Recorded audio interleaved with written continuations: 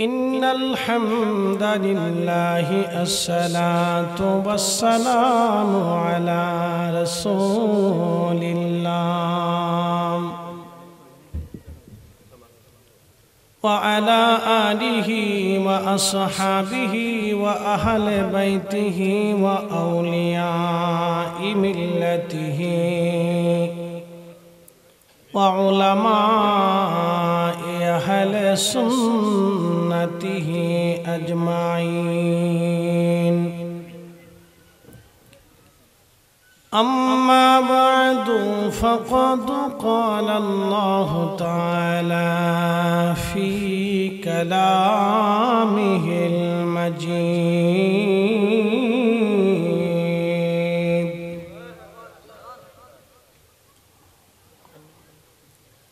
أرأيت الذي يكذب بالدين فذلك الذي يدعو اليتيم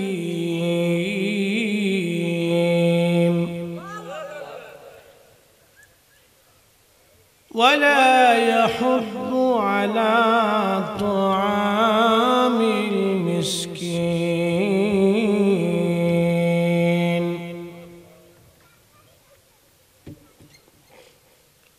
فويل للمصلين الذين هم عن صلاتهم ساهون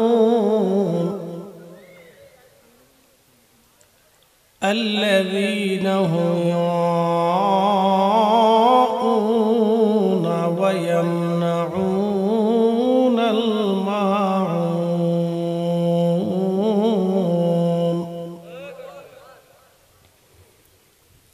في شان حبيبه إن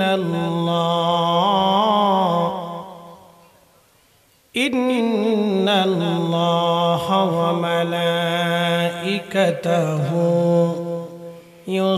يصلون على النبي يا أيها الذين آمنوا صلوا عليه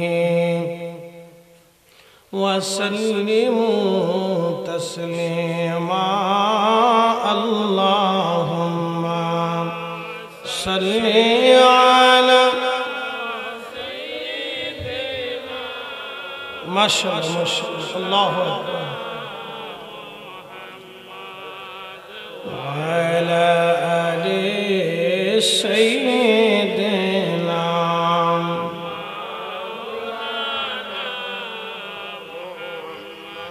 নবীর ইশকে যার দিল ভাই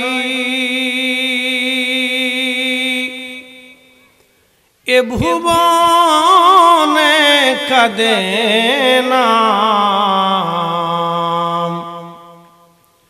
রোজ হাসরে ভাইজান তারা নবীজির দেখা পাবে না আল্লাহুম্মা সাল্লি আলা সাইয়্যিদিনা মাশাআল্লাহ আল্লাহু আকবার আল্লাহু আকবার জবান খুলে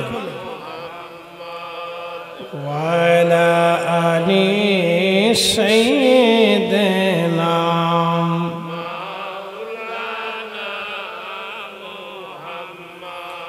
বাড়ি বাড়ি করনে মন এ বাড়ি ঘর তোমার নাম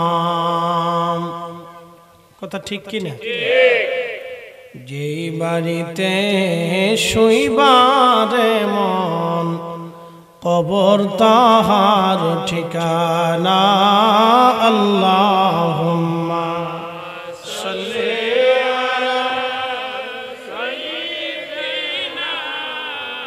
مولانا محمد وعلى آله মশা বাঁচে 2.5 দিন আমরা বাঁচি কতদিন এটা একটা হিসাব কষি এখন দুনিয়ার হিসাব অনুযায়ী 2.5 দিন একবারে নগণ্য কথা ঠিক আছে না ভাই আমাদের 60 বছরের তুলনায় 2.5 দিন কি নগণ্য না? একবারে নগণ্য। এখন আখেরাতের তুলনায় আমরা কতটুকুন সময় পৃথিবীতে বেঁচে থাকি, এটা একটা পরিসংখ্যান আসুক। আল্লাহ কোরআনের এক আয়াতে ওয়াজ করলেন, তা'রুজুল মালাইকাতু ওয়ার রূহু ইলাইহি ফি ইয়াউমিন কানা মিকদারুহু 50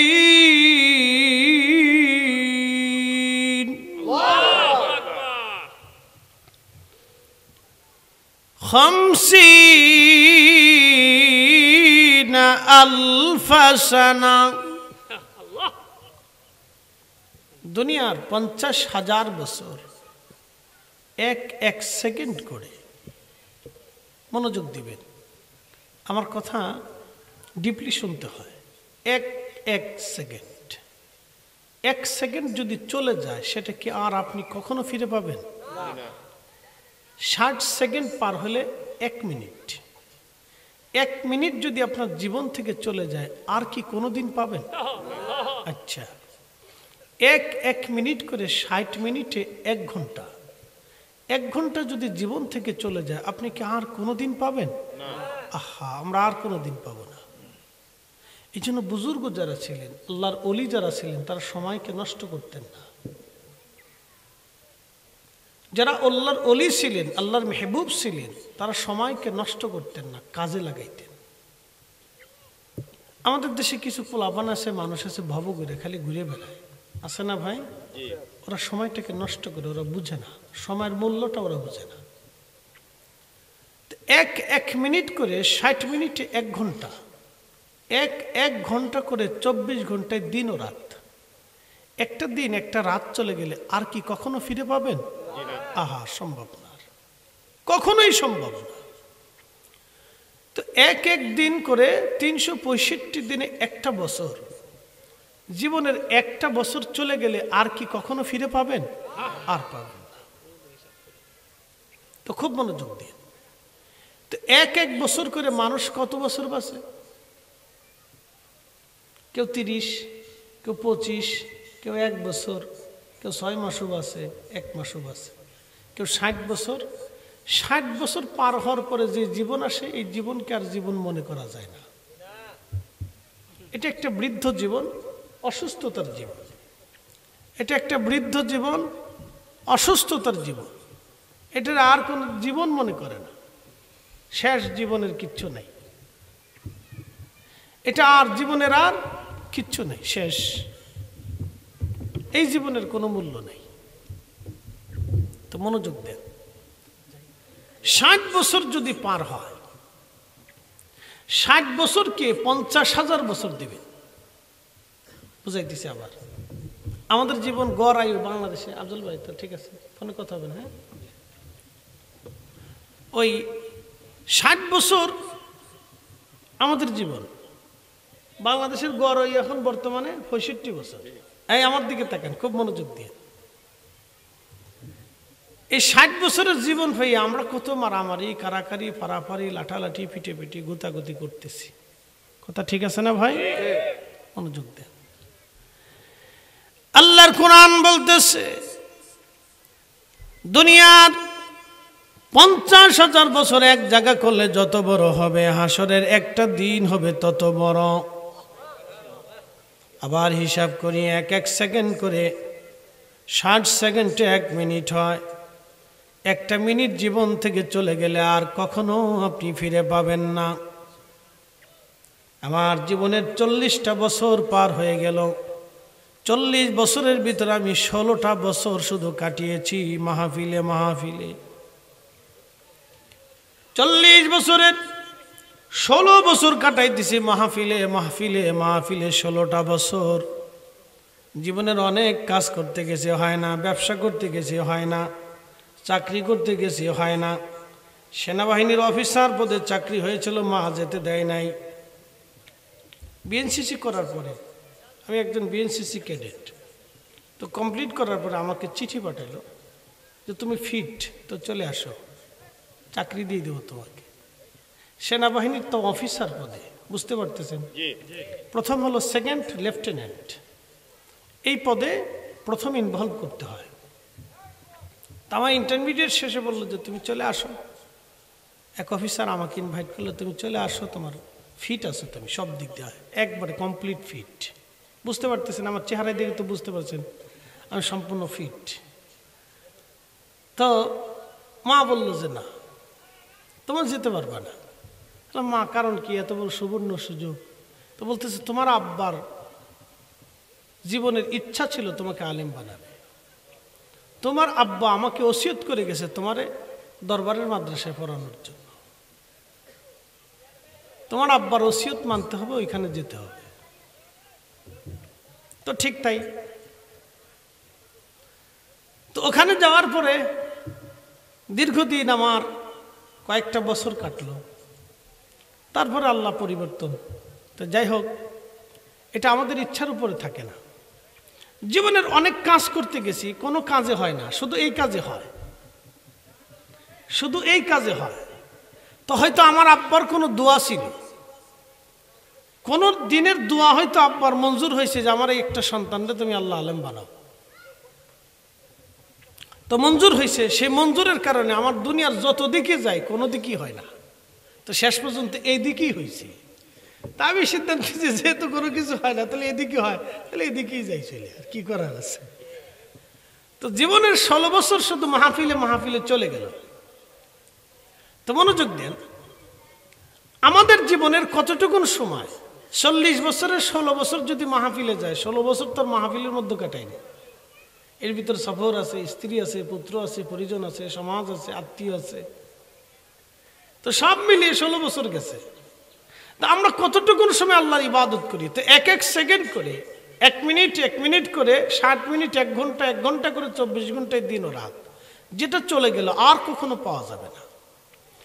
এইভাবে 50,000 বছর পার করলে, কত হাজার বছর? একসাথে বলেন কত হাজার? 50,000 বছর পার করলে যত বিরাট হবে, হাসরের একটা দিন তত বিরাট। আরো জোরে সুবহানাল্লাহ, আরো জোরে সুবহানাল্লাহ। এখন 50,000 বছর রে 60 বছর দিয়ে ভাগ দেন, তাহলে দেখবেন যে মশা 2.5 দিন বাঁচে। দুনিয়ার হিসাব অনুযায়ী আমরা তুচ্ছ মনে করতেছি, মশা তো 2.5 দিন বাঁচে, আর আপনি হাসরের তুলনায় কয় ঘন্টা পৃথিবীতে বেঁচে থাকেন? 2.5 দিনও পাবেন না, কয়েক ঘন্টা। 2.5 দিনও না, হাসরের তুলনায় কয়েক ঘন্টা আপনি পৃথিবীতে বেঁচে থাকেন মাত্র, শেষ। এবার যদি ওয়াজ বুঝেন তাহলে এতটুকুন বাড়ি নিয়ে চলে যান, যদি ওয়াজ বুঝেন তাহলে এতটুকুন বাড়ি নিয়ে চলে যান যে হাসরের তুলনায় কিঞ্চিত সময় পৃথিবীতে বেঁচে থাকি, অতএব সময়টাকে আমরা কাজে লাগাই। বলে কোন কাজে? নামাজের কাজে, ভালো কাজে, নেকের কাজে, আল্লাহর কাজে, নবীর গোলামির কাজে। কথা বলেন ঠিক কিনা? রাসূলের গোলামির কাজে নিজের জীবনটাকে ব্যয় করে, এটা সফলতা, তাছাড়া আর কোনো সফলতা নেই। প্রিয় উপস্থিতি, খুব মনোযোগ দিবেন,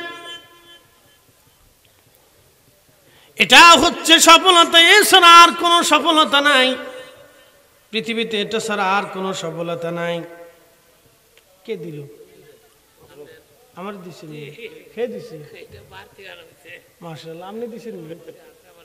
মাশাআল্লাহ, বালা বালা, আতর দিলে বালা, ও আজ আবার ঘুরে যাবে না আতর দিলে। আল্লাহর নবী বললেন আমার কাছে 3টে জিনিস প্রিয়। 1 নম্বর নামাজ, 2 নম্বর আমার স্ত্রীগণ, 3 নম্বর সুগন্ধি। জোরে বলেন 3 নম্বর কি? সুগন্ধি। আপনার তো আতর লাগাবেন না, খাবেন খালি বিড়ি, এটা টানলে শরীর দেখালি তার গন্ধ কয়। কি কথা কন না কে? মনে কিছু নিয়ে না, যাদের অভ্যাস হয়ে গেছে ছাড়তে হবে ভাই আমার। আল্লাহ পাক, জোরে বলেন আল্লাহ কি? জোরে বলেন আল্লাহ কি? পাক। আল্লাহ পাক ছাড়া কবুল করে না, কথা কন ঠিক কি না? বুকা বুকা বুকা বুকা, একসাথে বলি আল্লাহু আকবার। যারা মুরব্বী আছেন সব চলে আসেন, যারা যুবক আছেন সব চলে আসেন, তাবারক দেওয়ার আগে আসেন। তাবারকের সময় আসলে কোনোটা পাবেন না, তাবারক দেওয়ার সময় আসলে লাভ হবে না, তাবারক দেওয়ার আগে আসেন, তাহলে কাজ হবে। ভিতরে এসে বসে পড়েন। নারে তাকবীর, নারে রিসালাত। তাহলে আমরা বাসি কতদিন? কয়েক হাসরের তুলনায় কয়েক ঘন্টা। প্রিয় উপস্থিতি, মনোযোগ দিবেন। হাসরের তুলনায় আমরা কয়েক ঘন্টা পৃথিবীতে বেঁচে থাকি, তার মানে মশার জীবনটাকে আমরা তুচ্ছ মনে করলেও হাসরের জিন্দেগি অনুযায়ী আমাদের জীবন অনেক বড় তুচ্ছ, অনেক বড় তুচ্ছ জীবন, অনেক বড় তুচ্ছ জীবন। এই জীবন নিয়ে পারাপারি, মারামারি, কারাকারি, লাফালাফি, গুতাগুতি এগুলি করে কোনো ফায়দা হবে না। সফলতা হলে এক জায়গা, আল্লাহর গোলামি, নবীর গোলামির মধ্যে সফলতা। আল্লাহর দেওয়া বিধান অনুযায়ী মেনে চলা, রসুলের গোলামি করে যাওয়া, এটাই হলো সফলতা, এর মধ্যে সফলতা। এছাড়া আর কোনো সফলতা নাই। আল্লাহ কোরআনে বললেন, আর ওয়াই তাল্লাযী ইউকাযযিবু বিদ্দীন। প্রিয় নবী আমার, আপনি কি লক্ষ্য করেন নাই তারা বিচার দিবসকে অস্বীকার করে, হাসরের দিবসকে তারা অস্বীকার করে। হাসরের দিবসকে কারা অস্বীকার করে? আমাদের দেশের বহু মানুষ হাসরকে অস্বীকার করে। বলে কেমনে? যারা আল্লাহকে অবিশ্বাস করে, পুতুলের সামনে মাথা নত করে, প্রতিমার সামনে মাথা নত করে, গাছের সামনে, মাছের সামনে মাথা নত করে, তারা হাসরকে অস্বীকার করে। কিয়ামত অনুষ্ঠিত হবে।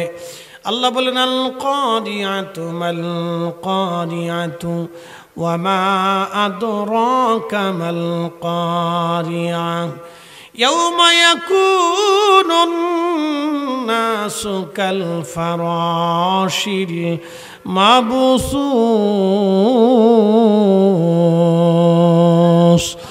ওয়া তাকুনুল জিবালু কাল আইনিল মানফুস।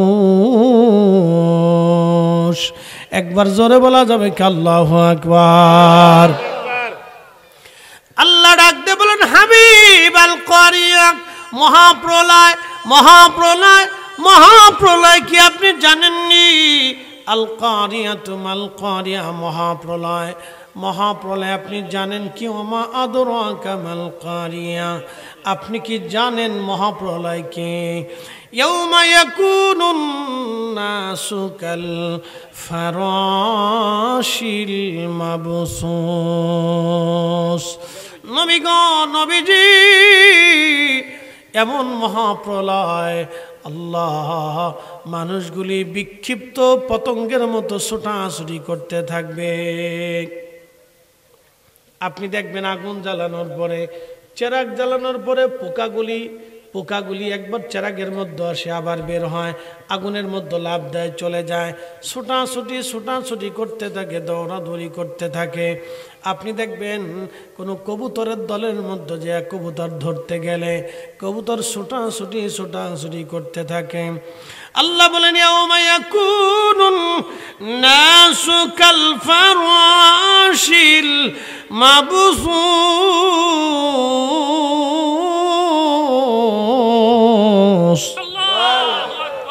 সেই দিন মানুষগুলি বিক্ষিপ্ত পতঙ্গের মতো হাসরের ময়দানে ছোটাছুটি করবে, মানুষগুলি বিক্ষিপ্ত পতঙ্গের মতো দৌড়াবে। আহা, কত কঠিন হবে সেই দিন। নবীজি বললেন, এই দৌড়াদৌড়ির সময় মহিলাদের গর্ভ বাচ্চা যদি থাকে 3 মাসের বাচ্চা খালাস হয়ে যাবে। যদি 6 মাসের হয়, ডরে মহিলাদের বাচ্চা পেট থেকে বের হয়ে যাবে। যুবক সেই দিন বৃদ্ধ হয়ে যাবে ভয়ে, কাঁচা চুলগুলি সেই দিন সাদা হয়ে যাবে ভয়ে।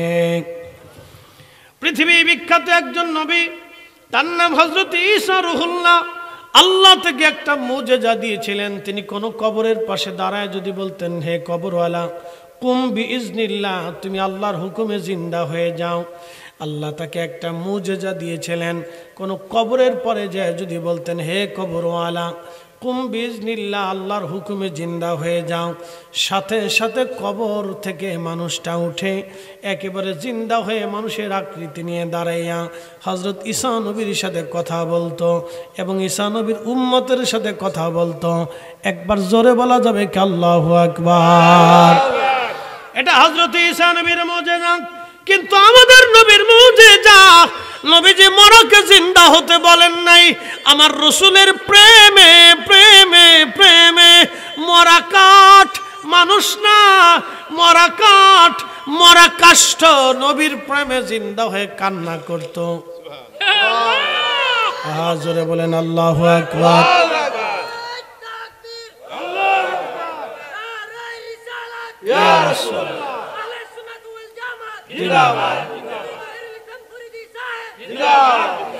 আল্লাহ 1,24,000 নবী রাসূলকে যা দিয়েছে তার চাইতে 70 গুণ বেশি আল্লাহ আমাদের নবীকে আল্লাহ দিয়েছে।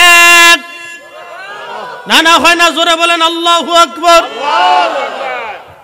1,24,000 নবীকে আল্লাহ যা দিলেন 70 গুণ বেশি আল্লাহ আমাদের নবীকে দিয়েছিলেন। আমরা সেই নবীর উম্মত, আমরা সেই নবীর উম্মত। কথা ঠিক কিনা? মনোযোগ দিয়ে কথাগুলি শুনবেন। ও হাজিরিন, হযরত ঈসা রুহুল্লাহর মুজিজা হলো মরার পাশে যাইয়া কবরের পাশে দাঁড়ায় বলতেন কুম বিজনিল্লাহ, আল্লাহর হুকুমে দাঁড়াও। সাথে সাথে আল্লাহর হুকুমে দাঁড়াই যাইতো। ঈসা নবীর উম্মত বলল, নবী গো, আপনি তো আল্লাহর হুকুমে মুর্দাকে জিন্দা বানান, তাহলে হযরত হাম আলাইহিস সালাম, যিনি হযরত নূহ নবীর বেটা, নূহ নবীর ছেলেকে আমাদের মাঝে জিন্দা করান এবং তার কাছ থেকে আমরা মহাপ্লাবনের কথা শুনব, যেহেতু সে তখন দুনিয়ার মধ্যে জিন্দা ছিল।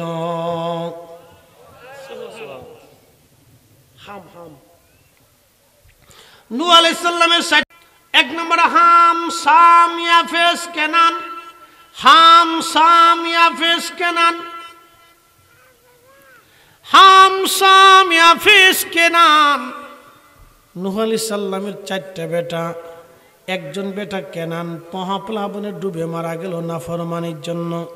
বাকি 3টা বেটা, 1 নম্বর হাম, হামের বংশধর হলো আরবরা, সামের বংশধর হলো অনারবরা। সামের বংশধর তুর্কি, ইউরোপিয়ানরা এবং এশিয়া মাইনরের যারা আছে তারা সামের বংশধর। আর ইয়াফেসের বংশধর হলো আফ্রিকানরা, কালা। এবং ইয়াফেসের বংশধর হবে আর একটা জনগোষ্ঠী, তাদের নাম হলো ইয়াজুজ মাজুজ। তারা 120 হাত করে লম্বা হবে, তাদের চুলগুলি হবে লাল লাল, বিকট হবে তাদের চেহারা। তারা ঈসা রুহুল্লাহর জমানায় পৃথিবীতে আবার দুনিয়াতে আসবে। কিয়ামতের আগে ইয়াজুজ মাজুজ তামাম দুনিয়াতে ছড়িয়ে যাবে। এই ইয়াজুজ মাজুজ তামাম পৃথিবীতে ছড়িয়ে যাবে। তারা সামাম পৃথিবীর সমস্ত নদী সাগরের পানিগুলি তারা খেয়ে শেষ করবে। কোনো গবাদি পশু খাদ্যদ্রব্য দুনিয়াতে বাকি রাখবে না, সব খাইয়ে শেষ করে ফেলবে। হাজার হাজার লক্ষ লক্ষ মানব জাতিকে তারা হত্যা করবে। তারা 120 হাত করে লম্বা হবে, বিকট তাদের চেহারা হবে, চুলগুলি তাদের লাল লাল হবে, সাগরের কোনো পানি তারা অবশিষ্ট রাখবে না। কিয়ামতের আগে তারা আসবে, পৃথিবীর কোনো সাগরের পানি থাকবে না। তাহলে কি পরিমাণে আসবে আর কি পরিমাণে খাইতে পারবে চিন্তা করে।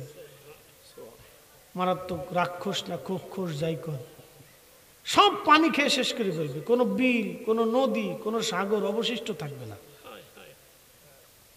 কোনো খাবার খাদ্য পৃথিবীতে থাকবে না। লক্ষ লক্ষ মানুষ মেরে মেরে সাফ করে ফেলবে। পৃথিবীতে মানুষের অবশিষ্ট শুধু মক্কা মদিনাতে কিছু টিকে থাকবে। এ সময় ঈসা আলাইহিস সালামের কাছে লোকেরা যে বলল, হুজুর আপনি দোয়া করে দেন, এদের যন্ত্রণায় পৃথিবী শেষ, তখন জিহাদ প্রহিত হয়ে যাবে, জিহাদ আর ফরজ থাকবে না। কেন? এই জন্যই থাকবে না, ওই সময় মুসলমানরা জিহাদ করতে পারবে না, কারণ ইয়াজুজ মাজুজের সাথে যুদ্ধ করার মতো ক্ষমতা মুসলমানদের থাকবে না। হযরত ঈসা নবী দোয়া করবেন, রব্বি এমন এক জাতি দুনিয়াতে পাঠাইলেন যাদের সাথে যুদ্ধ করে আমরা অক্ষম, আল্লাহ আপনি আমাদেরকে বাঁচান। ঈসা আলাইহিস সালামের দোয়া কবুল হয়ে যাবে। তাদের ঘাড়ের উপরে আমাদের দেখবেন এখানে একটা হাড় আছে, আছে না? ঘাড়ের এখানে একটা উঁচু একটু হাড় আছে, এইখানে তাদের পোকা লাগবে, ক্যান্সার হবে, তাদের এইখানে পোকা হবে। ওই পোকার কারণে তারা মারা যাবে। সারা পৃথিবীর ইয়াজুজ মাজুজ মইরা লাশ হয়ে জায়গায় জায়গায় পড়ে থাকবে। প্রচণ্ড দুর্গন্ধে তাম পৃথিবী দুর্গন্ধ ছড়িয়ে যাবে। তাম দুনিয়াতে দুর্গন্ধ ছড়িয়ে যাওয়ার পরে মানুষেরা বলবে, ইয়া ওগো ঈসা নবী, এই ইয়াজুজ মাজুজের কারণে আমাদের অবস্থা খারাপ, গন্ধে বাঁচা যায় না, আপনি দোয়া করেন আল্লাহ যাতে আমাদেরকে বাঁচায়। ঠিক ওই সময় ইয়াজুজ মাজুজের জন্য আল্লাহর নবী ঈসা নবী দোয়া করবে। ঠিক আকাশ থেকে একাধারে 7 দিন পর্যন্ত বৃষ্টি নামবে। প্রচন্ড বৃষ্টির কারণে ইয়াজুজ মাজুজকে ভাসায় নিয়ে চলে যাবে সাগরে। একসাথে বলবেন আল্লাহু আকবার। সারা পৃথিবীতে একটানা বৃষ্টি হবে, কোথাও বাদ যাবে না। রবকে আল্লাহ, একসাথে বলুন কে? আল্লাহ। সারা পৃথিবীতে বৃষ্টি হবে একসাথে একটানা 7 দিন, 1 ইঞ্চি জায়গাও বৃষ্টির বাদ থাকবে না। সুবহানাল্লাহ। প্রচন্ড বৃষ্টিতে সাগর নগর নদী নালা ভরে প্লাবনের মতো হয়ে যাবে। সমস্ত ইয়াজুজ মাজুজের লাশ পানিতে ভাসায় নিয়ে সাগরে নিয়ে চলে যাবে, শেষ। পৃথিবী ক্লিয়ার। তখন এত পরিমাণে ফসল হবে যে 1 গ্রামে 1 ফসলে সারা গ্রামের মানুষ শেষ করতে পারবে না। একটা আনার ফলে এত পরিমাণে বড় হবে যে 1 আনার ফল সারা গ্রামের মানুষ খেয়ে শেষ করতে পারবে না। গাভীর এত পরিমাণে দুধ হবে যে 1 গাভীর দুধ সারা গ্রামের মানুষ খাইয়ে শেষ করতে পারবে না। বুঝেন এবার কি বরকত হবে সেই সময়। এ মুসলমান, খুব মনোযোগ দেবেন। হাজিরিন, কঠিন ও মেহশরের কথা বলতে যে আমি চলে গেলাম এই দিক, মানুষ বিক্ষিপ্ত পতঙ্গের মতো ছোটাছুটি করবে। কঠিন হাসরের দিন, ভয়াবহ এই দিনে আল্লাহর নবী বললেন 3 জায়গা আমার উম্মত বাবা মার পরিচয় দেবে না, মা সন্তানের পরিচয় দেবে না, সন্তান বাবার পরিচয় দেবে না, বন্ধু বন্ধুর পরিচয় দেবে না, ভাই ভাইয়ের পরিচয় দিবে না। আল্লাহর নবী বলেন উম্মত, প্রথম নম্বর হলো মিজানের পাল্লায় নেকের পাল্লা ভারী হবে না গুনার পাল্লা ভারী হবে। এই কঠিন সময়ে, কঠিন মুহূর্তে আল্লাহর নবী বলতেছিলেন আমার উম্মত রে, এই কঠিন সময়ে নেকের পাল্লা ভারী হবে নাকি গুনার পাল্লা ভারী হবে, বান্দা চিন্তায় পেরেশান হয়ে যাবে। এই সময় মা সন্তান বলে যাবে, সন্তান মা বলে যাবে, বাবা মা বলে যাবে, স্বামী স্ত্রী বলবে, স্ত্রী স্বামী বলে যাবে, সবাই নফসি নফসি, আমি আমি আমি, আমার উপায় কি, আমার উপায় কি, আমার উপায় কি, আমার উপায় কি বলে কাঁদতে থাকবে। সবাই চিন্তা, নেকের পাল্লা ভারী না গুনার পাল্লা ভারী। 2 নম্বর আমলনামা ডান হাতে নাকি বাম হাতে, ডান হাতে নাকি বাম হাতে আমলনামা হবে। মানুষ কাঁদতে থাকবে সময়, কেউ কারো কথা মনে রাখবে না। সন্তান বাবা মার কথা মনে রাখবে না, বাবা মার সন্তানের কথা মনে রাখবে না। কঠিন পরিস্থিতি। 3 নম্বর মিজান হাউজে কাউসার, 3 নম্বর হচ্ছে ফুলসিরাতের ঘাট। আল্লাহর নবী বলেন উম্মত, এই ফুলসিরাতের ঘাটে সন্তান মার কথা মনে রাখবে না, মা সন্তানের কথা মনে রাখবে না, বাবার সন্তানের কথা মনে রাখবে না, সন্তান বাবাকে ভুলে যাবে। কঠিন 3 জায়গা। আল্লাহর নবী ডাক ডাকে, সাহাবীরা তোমরা শোনো, এই 3টা জায়গায় আমি নবী দাঁড়ায় থাকবো যাতে আমার উম্মত জাহান্নামে চলে না যায়। না না, জোরে বলেন, জোরে জোরে না, আরো জোরে বলেন ইয়া রাসূলুল্লাহ। নবী তো এই সময় দাঁড়াবে। এখন প্রশ্ন করি, নবী খুশি করার দরকার আছে না নাই?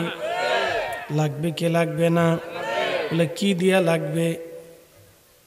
আল্লাহ রসুলের মোহাব্বত দিয়া, সুন্নত দিয়া, আদর্শ দিয়া আমাদের নিজেদের জীবনকে রাঙ্গাইতে হবে। নবীর চরিত্র দিয়া, নবী যেমনে খাইছে অমনে খাইতে হবে, নবী যেমনে ঘুমাইছে সেমনে ঘুমাইতে হবে, নবী যেমনে কথা বলছে সেমনে কথা বলতে হবে, নবী আমানত রক্ষা করেছে আমানত রক্ষা করতে হবে, নবী ওয়াদা রক্ষা করছে ওয়াদা রক্ষা করতে হবে, নবী মিথ্যা বলে নাই মিথ্যা বলা যাবে না, নবী মানুষ ঠকায় নাই আমরা ঠকাবো না, নবী স্ত্রীর সঙ্গে সুন্দর আচরণ করছে আমাদের তাই করা লাগবে। নবী এতিমের হক রক্ষা করছে আমাদের তাই করা লাগবে। আল্লাহর নবী গরিবের হক রক্ষা করেছে আমাদের তাই করা লাগবে। প্রতিবেশীর সাথে নবীজি সুন্দর আচরণ করছে আমাদের তাই করা লাগবে। ব্যবসা বাণিজ্য নবী কাউরে ঠকায় নেই, আমরা ঠকাইতে পারবো না। আল্লাহর নবী নামাজ কাজা করে নাই, আমরাও করবো না। নবী রোজা রাখছে, আমরাও রাখবো। আল্লাহ হালাল যেটা করছে আমরা মানবো, যেটা হারাম করছে সেটাও মানবো। নবী যেইভাবে চলেছে আমরা সেইভাবে চলবো। নবী যেইভাবে চলতে হুকুম দিয়েছে সেইভাবে মানবো। আর রসুলের মোহাব্বত আমাদের অন্তরটাকে উজালা করে ফেলবো। আল্লাহ রসুল শান মানে ইজ্জতে তাকরিমে তাজিমে আমরা পরিপূর্ণ থাকবো। কথা বলে ঠিক কিনা? বুঝতে কি কোনো অসুবিধা হচ্ছে? আল্লাহ বুঝার তৌফিক দিক বলে না আমি। খুব ইম্পর্টেন্ট কথা। 3 জায়গা পৃথিবীতে কেউ কারো কথা মনে রাখবেন, এটার নাম হচ্ছে কারিয়া, মহাপ্রলয়। ইয়াউমা ইয়াকুনুন নাসু কাল ফারাশিল মাবসুস, মানুষ বিক্ষিপ্ত পতঙ্গের মতো দৌড়াবে, কেউ কারো দিকে তাকাবে না। আম্মা জান আয়েশা বলেন, ইয়া রাসূলুল্লাহ, কিয়ামতটা কতটুকুন ভয়াবহ হবে? বলে, আয়েশা রে, কিয়ামতের ময়দানে সবাই বস্ত্রহীন থাকবে। ইস, আপনি একটু চিন্তা করেন, আপনার সামনে যিনি বক্তব্য দিচ্ছে তিনিও বস্ত্রহীন, পোশাকহীন থাকবে সেদিন। পৃথিবীর সৌদির বাচ্চা হচ্ছে সবচেয়ে বড় বাচ্চা, তিনি বস্ত্রহীন।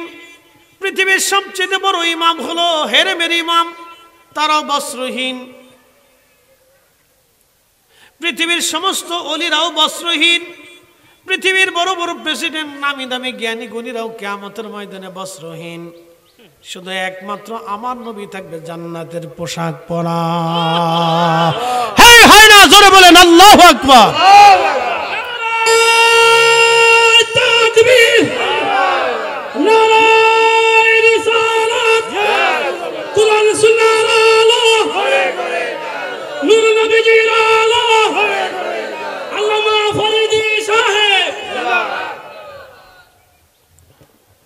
ত্রিভুবনের প্রিয় মুহাম্মদ এলো রে দুনিয়ায়,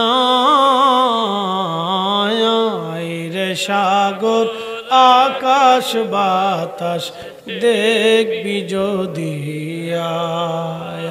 আয় রে সাগর আকাশ বাতাস দেখবি যদি, আয়।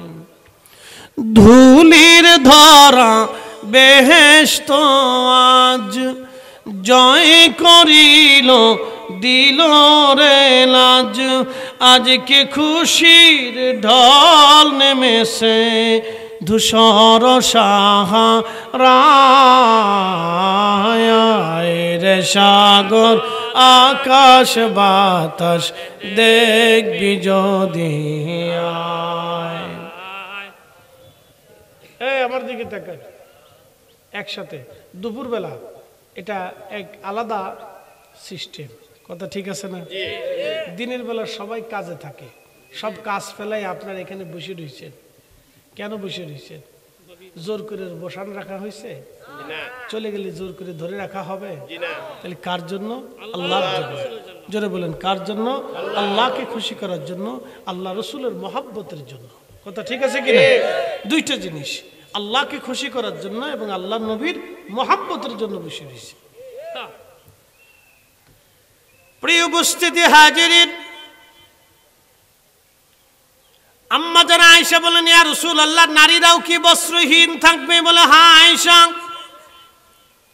পৃথিবীর সমস্ত নারীরা সেই দিন বস্ত্রহীন। আম্মা জান আয়েশা বলেন, তাহলে কি করে সম্ভব? নবীজি বললেন, আয়েশা রে শোনো, ওই সময় কোনো নারী পুরুষের দিকে, পুরুষ নারীর দিকে তাকানোর সময় পাবে না। অথচ 2-1 বছর যাবে না, দুনিয়ার 50,000 বছর, আখিরাতের একটা দিন বরাবর হবে, 1000,000 বছর সেই দিন পার হবে, কিন্তু কেউ কারো দিকে তাকানোর মতো সময় নাই, সময় নাই। কত বিভীষিকাময় হবে। আল্লাহ বলেন, ওয়াতাকুনুল জিবালু কালইহিনিল মানফুস। সেই দিনটা এত ভয়াবহ হবে, পাহাড়গুলি ধ্বনিত পশমের মতো উড়ে উড়ে চলে যাবে। পৃথিবীর সবচেয়ে বড় পাহাড়ের নাম মাউন্ট এভারেস্ট। আমি এই মাউন্ট এভারেস্ট দেখার জন্য দার্জিলিং গিয়েছিলাম। দার্জিলিং, এই মাউন্ট এভারেস্ট দেখার জন্য আমি দার্জিলিং গেলাম। জলপাইগুড়ি থেকে মাহফিল শেষ, শিলিগুড়ি থেকে মাহফিল শেষ করে আমি দার্জিলিং উঠলাম।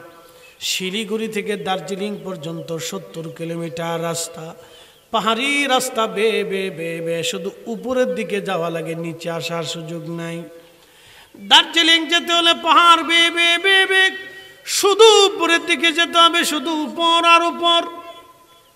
দার্জিলিং এর রাস্তায় বাংলাদেশের সাধারণ কোনো ড্রাইভার গাড়ি চালাইতে পারবে না। আর হার্টের রোগী যারা, তারা দার্জিলিং ঘুরতে পারে না। যদি একবার উপরে উঠে নিচের দিকে তাকে স্টক করে ফেলতে পারে। আল্লাহু আকবার! এত কঠিন দার্জিলিং এর রাস্তা।